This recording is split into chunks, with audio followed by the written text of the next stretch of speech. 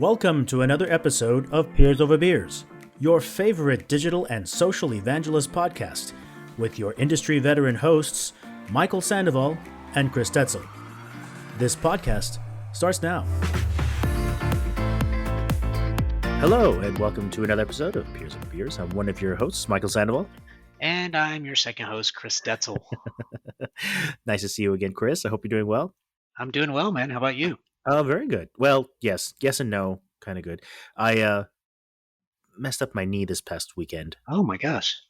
doing chores, which means don't do chores. That's your first problem, right? That was the first problem. Second problem is getting old, which is annoying because this weekend I'm scheduled to go to ACL in Austin, the Okay. festival, Yeah. but that is an enormous amount of walking, which I'm totally up for it every year. This year, I don't know. So I'm kind of bummed that I don't know if I'll get a chance to go, but Is it that bad or? it was over the weekend. I couldn't do a damn thing. Oh, I couldn't walk. I couldn't put pressure on it. I had to go to the doctor and get, steroid shots and like, and oh when I wow. do, not to sound, a whinging thing, but whenever I get stupid steroids, I get very hot and flush and Oh, okay. it's very annoying. It'd be really hot outside too. So Yeah, smash. So anyway, I'm probably more lamenting the fact that I'm gonna have to go to a knee doc and do all that fun stuff. I hate doing that. Anyway, yeah. Well, since you asked, no. I mean, you'll have to get a little. You'll have How to do you- kind of push to. Go ahead. how do you prevent your knee? I mean, running. Yeah. Do you ever get them?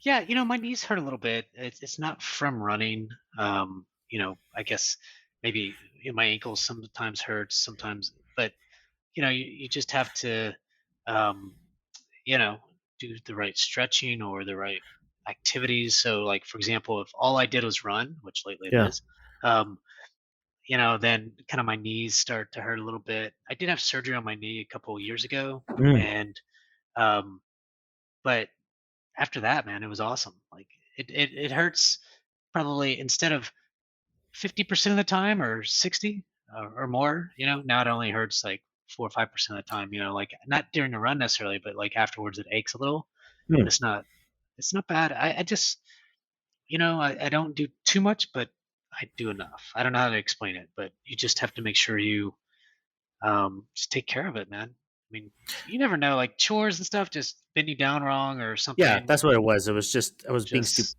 I mean, it's not, so It's um, annoying.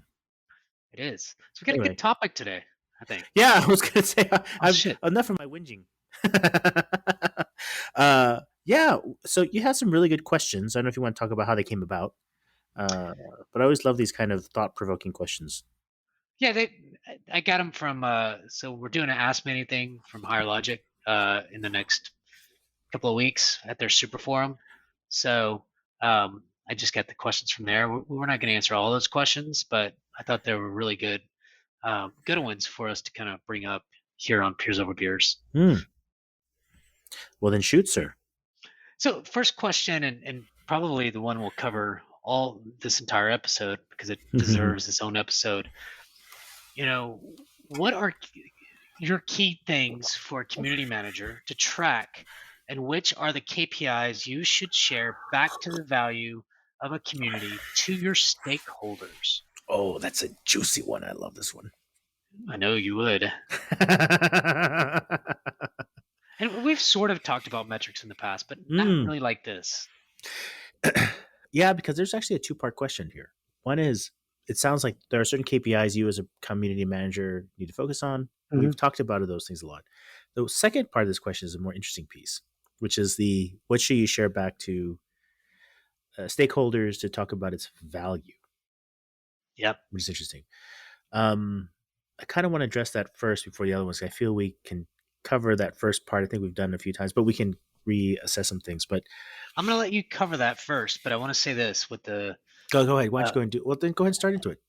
I think it depends on the executive. Some executives, so when you first start a community, I was always under the impression that you should just report back just 2 metrics.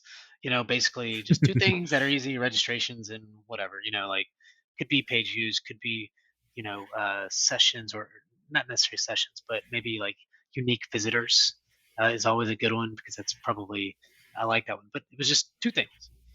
But like my boss, no, and he's a chief customer officer. He's all about the And data. what did he did not like?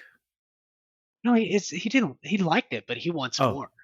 Like okay. he wants every goddamn thing. You know what I mean? Like it was Ooh, like, ooh. well, It's maybe a bit too much. it might be, but so the answer to that question isn't 100% what you're going to say, but it's very uh, dependent on the leader. I agree with you. It depends on the leader, because I think the biggest thing here is where the leader, and I'll say leadership, I'll kind of Yeah, make it broad, is on their journey on community.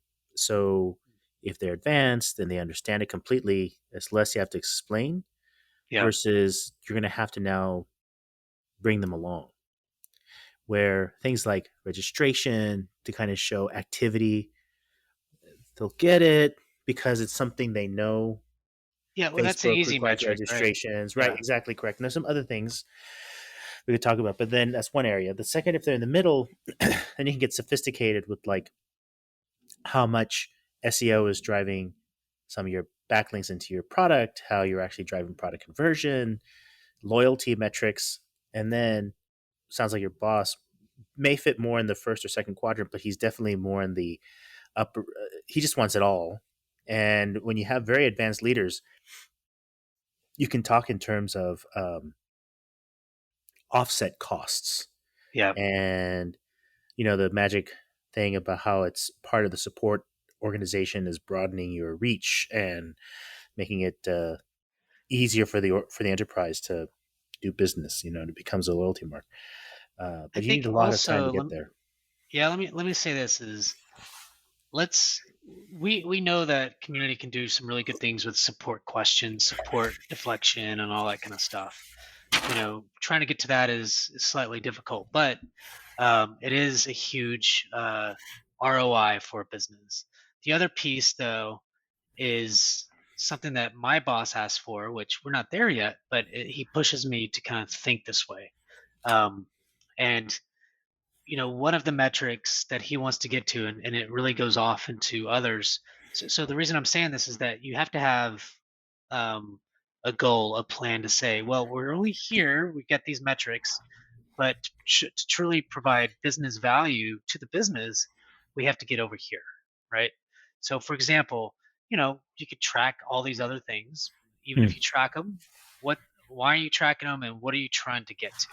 So, one of the big kind of, in addition to case deflection, although I'm not super hyper focused in on that particular metric, I'm not saying we won't be in the future, but we need more content, to really kind of start seeing that. But is linking current accounts, like in a SaaS, B2B SaaS company, you have customers, what we call customers, right? These customers um, are people that we already sold to. So linking customers that are in the community to our account list in salesforce.com, or let's say customer success managers own own accounts. Can I say 50%, 80% of our accounts are on the community, right? So, and how many users from those accounts are on the community? That's one big metric.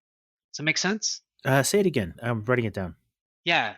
So basically, how do you look at, or not how, but our customer success managers own um, uh, accounts, so accounts that have been sold to. Does that make sense? Hmm. So Hmm. they're an existing customer. These existing customers are right now are owned by one, at least, or yeah, one CSM. A CSM has an account, a customer. Mm. And so in the community, and our community is generally for both partners and customers, right? Mm. So we need to make sure we say this many of our accounts users are a customer, percentage wise, to say 58% of our accounts are on the community. That's one metric. Does that make sense? It does. Now, do you account? Is this accounts or contacts? We'll just say both. One is accounts. Can we say we at least have one customer from an account, right? And On the then community. on the community, Okay, and got it, then got it, got it. we can look at users, and then the second piece to that is to kind of look at engagement. So can we then, push? So this is a little bit customization. So we use Higher Logic. So can we push an API over into Salesforce that links user engagement to those users on the account, and then over time show that because they use the community, or at least you can say community is a influencer, to say they renew more, they renew at higher rates, and they um, buy more, cross sell, upsell, those kinds of things. Hmm. That's kind of a golden. Does that Yeah, make that sense? is. It does. All that makes sense because I was thinking about the three kind of areas. I was thinking maybe there's the learning, there's the growing, and then there's the insightful. Those are the three stages. And Yeah. what you just mentioned was the insightful, which is we've done all this work now in the community. Can we tie that to uh, a real hard business metric? And the hard business metric you just mentioned was, uh, which is the product call. So increase in, I think you call it license renewal. Uh, I think you mentioned something around loyalty. Yeah, it's Um, one is do customers renew at higher rates? So yep. renewals at higher rates. Then do they renew more? Do they buy more? So there's two different Oh, things okay. there. Yeah, it's When the they share of renew, wallet. Yeah. Mhm. um, and uh, yeah, is there do we do more cross selling so to other types of business units? Hmm. Yeah. So they first stay, and if when they stay, do they buy more? And if they buy more, are they crossing into other products? Yeah, Cross so sell. there's cross sell, upsell, renewal at higher rates. Yep. Very good. Yeah. Um, that all is from kind of your perch and where you are today. That totally makes sense. Well, let me ask you this: Yeah. how, because that's a very are you saying that, are you trying to lead your senior managers to this level of thought? Um, yes and no. Like, It sounds like some of it is yes, being driven in directive. it's being directed by our customer, or our chief customer officer. So Hmm.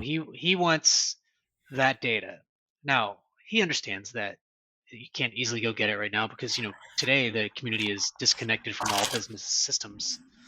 So um, yeah. So I mean, it's going to be hard. We use Excel, and then come up with kind of linked. Hey, these are the accounts, and here's what's in the community, and here's this big Excel sheet, and I get all confused and shit. Interesting. Um, but it's still the goal to strive to, and maybe you still there. Oops, I think we had a little pause. Sorry about that. That's all right. That's all right. All right. Um, it's interesting how you say it. Like it's interesting. It is. It sounds like he knows. So these metrics sound very much like a customer. Uh, like that's part of his metrics for everything. Everything he's Yeah. doing in his program, you being one of them, Yeah. is where Yeah. He's that's got just to be ultimately. including community into that, right? So Yeah, that's all he's totally makes doing. sense. Yeah. Yeah. Um, it's almost backtrack. You almost need to. Uh, you may need to make sure that those contacts are in the database to see what they're doing. You need to model them. I'm not telling you anything you already Yeah. know. No, you're right. Um, like even though it's kind of off subject, but in my head, I am sure there is. I am sure there is data right now where you can take your current um, community members and look at them in the past, Hmm. uh, from the past before the day before they signed up for community. Yep. You would look at 6 months past of those three metrics: renewal status, uh, current buy, if you will, and if they've cross sold. So surely there's data for all three of those. And then after they sign up on the community, did any of those go up? Yeah. And you have a little bit longer scale for some of your renewals. It may not be, I don't know if it's a yearly renewal Yeah, they're or, usually, it probably depends. Some are 1 year, some are 2 years, 3 years. yeah. So it's going to be a challenge because that's a long haul decision, right? You have Yeah. these 3 year increments. You're not going to get that immediate Yeah. number without 3 years into it. What would be interesting is to target users. So you can say, "Hey, who are the members? Who are the contacts?" No, you probably do it by account that are going to be renewing in the next year, Yeah. and using that as a base point to say, "Hey, let's maybe go sell the community as a place for that," and then you can use that to see whether or not within the year you were able to influence their decision more so than average. Yep. That's where you need a data person to kind of help with you define Exactly. it. Well, I And told them that. I go, well, here are the three people I need, and one is a data person for all that shit that you need. yeah, I was like, I but it's understand why true. you want it, and I understand, but I'm not. You can't be all things, right? You definitely need to understand the data and understand kind of what he wants. I got that, but it's I'm not a Excel guru. I'm not a Tableau guru or any of that You stuff that don't need pushes to that be. data in. Yeah, we have Yeah, people to do that, or people that exactly. do Uh, that. that who, So who love to do that, by the way. that wants to do it. I can explain exactly to them what I need and potentially how to go get it. So One thing, however, in your control is a little off subject again from the original discussion, but it's about identifying the contact to what you have in the database. So I think you have a separate single sign-on today. yeah, that's right. Yeah. So right now, your biggest challenge is how do you tie Joe Blow on your site to Joe Blow on the company site? But that's easy. Is it? Well, My challenges in the past have been that they'll tend to use their personal information on the community versus their professional information on the site. sometimes sometimes that happens, but I do ask for their work email, and Oh, a okay. lot of them put their work Hopefully email they'll in there. merge. Yeah. Okay. Now, Yeah. I we do have this thing. We are a master data management company, and we do this thing called match and merge. And so it looks at even Oh, you can use your own technology. we could. I'm not saying we will right now, but that is the goal. Is to say, you know, Chris Detzel or C Detzel at Yahoo versus Chris.Detzel at Reltio can then see that, hey, these are a match and a merge. That these are similar and they need to merge so they're one person. And so we do have that technology, and that's what we do on a daily basis. Mm, It's a big piece of it, right? Is to okay. kind of get push. Anyways, won't go into that, but so that over time can be done. Okay, good. So you are right by maybe the first part of all the way kind of coming back to the beginning Yeah, is that's what's so fascinating about this subject because it's a very broad yeah, conversation point. exactly. When it comes back to your managers, it the other thing I was going to add to that is what does the business want? Hmm. And you said it without me stating it, but That's right. your immediate manager is looking for signs around how well they're keeping loyalty, resale of licenses, and cross sell upsell, which is fair metrics. And those are the wins are maniacal for. You have to do it. Overall, we have to prove that the community itself is adding a value. And I just don't know what that value would be. Short term. Yeah, there's a short and long term play because it does take time. And it could be that the metrics that are under the community success wing are the right ones to focus on, but I always like to tie to revenue somehow. And um, the Yeah, revenue that's why will, case deflection is a bit easier to kind of say easy, maybe a bit easier to prove, right? because it's cost deflection is what you're doing, Yeah, but that's reducing cost. I want to be in the game that adds profit. And that's where I look at new people coming in exclusively for the community that are That's not that are current not a customers contact. Yeah, leads. exactly. Yeah. Leads to a broadening of your revenue stream because you have an added contact to that So that's person. another conversation is, when I was at Imperva, and I would like to start doing that here, once, sometimes the business isn't ready to do certain things, just Exactly. This is just all not. about journey and evolution. Yeah. One thing that I want to get to, and I started to do that, push that in Imperva, and I would have got there if I would have stayed because I had all the infrastructure and then put together. Um, was when a new user, and that's why I have a hard time doing just SSO, because Mm. SSO for new users doesn't exist, right? So how do you build that into the technically it's very hard to do. Not to say if you had a developer, you can do it, but it's not that easy to have both SSO for current customers and then a way for somebody to sign in that is not a customer so they don't have access to all this other shit, just access to the community, right? Yes. So it's 100% agree. technically it's really hard. Like apparently, like I've tried and pushed and be, oh my god, this is really difficult, and I'm like, why? But it is because SSO is for current customers or partners or whatever, and you have to really build out this technical thing to allow people to sign in, and then to automate the whole thing is really difficult. Anyways, the point is, I'll stop there on that piece but I just want to say it's very somewhat technically difficult.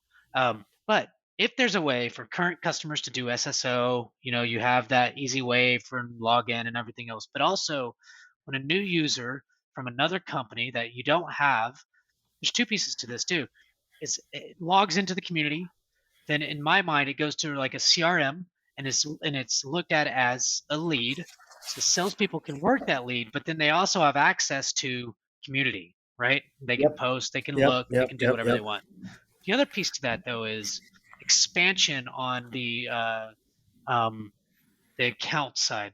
So today we use Salesforce.com. I'm seeing a lot of our accounts that come to our community webinars, that come get on the community, that aren't even in Salesforce at all, that are current people, right? So I'm expanding that account in big ways already. Like that's a big ad, to say, dude, I have like 25 different users from this one account, that only two or three of them are in Salesforce. We never even had this before. Hmm. So how do we automatically push that into Salesforce and put that as kind of a follow up for maybe it's a salesperson or something like that to say, hey, here's a potential expansion opportunity to go cross sell, right? So there are two pieces to that, even on the existing side and the non existing side. Yeah, I actually think those are brilliant thoughts, Chris. Just from hearing what you're talking about, it sounds like there was an old school mentality about boots on the ground, getting people signed up, and then throwing them over to run and maintenance. And then you get a login to your customer account and you're off to the races. What the company needs to focus on, or part of their strategy should be focused on how do you acquire new customers digitally Absolutely. and then This is put it. and a, yes, and apply an identity management that arcs their customer journey Yep. from lead cultivation all the way to a sale. Yep. And a CRM attached to this will help push that person through. Yeah. Then you have a single sign on for your community because that becomes part of your pre sale potentially. Yeah. Because look, you got it right on that part, but the second part is that expansion into existing accounts from users, right? So Yep. I guess the point of that is there's huge opportunity, like you said, to because sales already has a way to look at leads and funnel leads and things like that. The thing I would want is it for to say community lead or something like that identifies that the community brought this lead in. You know, a very smart sales process is this: is they do this thing called, I think it's called MQL or something, and basically that rates kind of the different ways that they engage with us. So if they engage with us in a webinar, that's 2 points. So they're trying to get to 10 points, let's say. If they engage with us on community, maybe that's another 2 points. If they engage with us on, downloaded something, Oh, digitally, they're it's another grading. point. Yeah, And they're then it's grading like, customer oh, this guy's interaction. ready. This guy's ready. We need to call him. It means it's a really hard lead or something like that. And that's kind of I guess a smart way to do it. or maybe it's not. I don't know, but they don't just call every. Oh my God, you're on the community. Thanks for signing up. Is there a reason why? You No, know what I you're mean? Like, what you're doing is you're scoring the lead, yeah, and I totally yeah, and that's understand what they it. do. Once they reach a certain percentage based on their algorithm they want to judge on, But then communities leads could be different, right? Like, I mean, I maybe agree. maybe overall it's a two, but then what if the customer and or the lead posts, which I've seen this on two of my communities a few times, is hey, I'm trying to talk to a sales guy. How do I do this? Yeah. I'm like, So red hot lead. now you're entering in another area that gets me all in another bent out of shape thing about is how you score that lead. It Yeah, could be that they have some old ways of scoring yeah, where are very kind of sales metric focused. But again, if you're going to not attack, but how do you do a? I'm sorry, let me go back and say more than likely the scoring is based on hard um, things they know. How do you add soft metrics like number of logins to number of logins to the site, period, views, and some other things that kind of tell you what else is going yeah. on. Well, that's true. I think we're getting too deep here, but Yeah, I yeah, know. I That's like why I it. was like, okay, I'm just gonna stop because I could just go into another area. Yeah. I, So I think we answered the question roundabout, but it brought up a whole other piece of things because I like the look, whole value part. It's really just down to what is your company doing, and I agree, your manager plays a big portion of that. yeah, let me say this. These are some things that I look at, and we can go because it's already Yeah. time. But today, some of the things I look at is registrations, active users. So there's it tells you how many active users are in the system, new threads and replies. Um, so I look at traffic by source. So for example, where's our traffic coming from? Page views is one metric that they like a lot. It's not my favorite, but unique visitors. So that's the same as users, Hmm. or yeah, it's Google calls it users. They used to call it unique visitors. Um, and then daily or average threads per day, average response time, average replies, threads, and then the community, what I call visitor mix. Hmm. So employees versus partners versus prospects versus customers. Those are the things I look at, Mm. and I Um, report into my executives. so it's funny as you were going through that list. So the way I look at it is a bit more broad, right? So as a KPI person, I put down three areas to focus on. One is you need to provide a scale to your metrics. So this is going to be the things they're familiar with: Yeah, views, page views, bounce rates, all that kind of stuff, because that they already hear. Two, you need an engagement metric, and you mentioned a lot of the engagement metrics, and I agree with them. The third is on a member metric. So you mentioned a few of those too, and it's funny because as you're going through the list, I wanted to say scale, engage, member, because you were yeah, walking through that already, but that's just how you would present it. And then going back to the original question on sub two, which is, and then you need one metric that shows the major value to the business. And when we were before, we were using SEO to product sale yeah. because I can That's it. show that the influence of the community is can influence the purchase of a product way more than anything you're doing on your site, which is share of wallet increase, right? And it took us time to get to that metric so they understood it. But once they understood it, I reported all the time to show the increase over time. But anyway, that hopefully makes sense.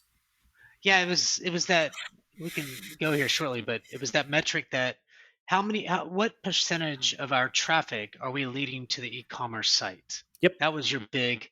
that was a So big thing. our goal was 10% or something like that. Yep, and I So we became wanted to, another channel. yeah, and then community became another channel. Now we couldn't help if they logged in or not, to that site or created a Correct. login, but what we could do is push traffic, percentage of our traffic over to Yep.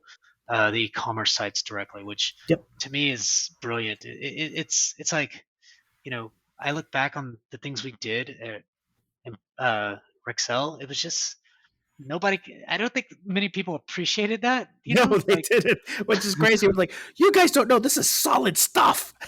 it is ridiculously solid. Like as much content there's. I mean, if I were to go back there, man, I know so much more now than I did obviously then.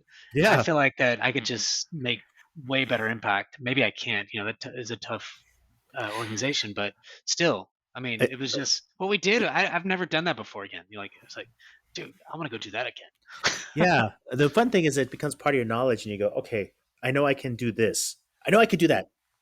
That's how I did it. I can replicate in some way here. That's the fun part. Yeah, I But mean, some of it I replicate, but you don't have the same people, you don't have the same skills, also so true. Yeah. it's always going to be a little bit more challenging, and you don't remember everything you did. You know what I mean? Like I like don't even know what I ate last night. that auto tagging, I think now is ridiculously awesome. Like that. Yes. I'm like, that would be, you just put in a thing of tags, that you know of, and then it just boom auto tags anytime. Maybe it runs a job or something every whatever, and boom, it auto. Anyways, But I find some we get, fascinating that even in some community platforms, that's not even a thing. at Higher Logic does they have this thing called topic discussions. So instead of having a regular discussion, forum, a person, if they post, they'd have to pick a topic, and that topic really is just a hashtag. So but they're made Right. to click something, or push Yeah. something, so it could say Realtio platform. They'd have to click on Realtio platform, it creates a hashtag Realtio platform, so at Hmm. least you could have a 10 topic. You don't want to do that many because it's just like a No, it drop needs to be down. like a zeitgeist of things. Yeah. Yeah, it's just a drop down of 5 to 10, or something. But Hmm. I didn't do that this time because there was some issues with it, right? Like on reporting and some other stuff that I was like, I'm not dealing with that shit again. Like, But meh. it's important because now I got to go in and tag all the fucking ones because people don't really tag shit. It's just so you know. It's, Anyways, there should be just showing like people just don't tag shit. yeah, they don't. And it's like, That's so damn annoying. yeah. So when you have like moderators and stuff, you'll have to get them to tag shit. It's just sorry. It's just one of your jobs, tagging. You should get, and then you get him a T-shirt that says "Tag your shit." I like it. Tag your shit on the community. All right, Michael. Okay, my friend. Well, it's wonderful talking to you once again, and I am one of your hosts, Michael Sandoval. And I'm the other host, Chris Detzel. All right, Chris, you have a good one. All right.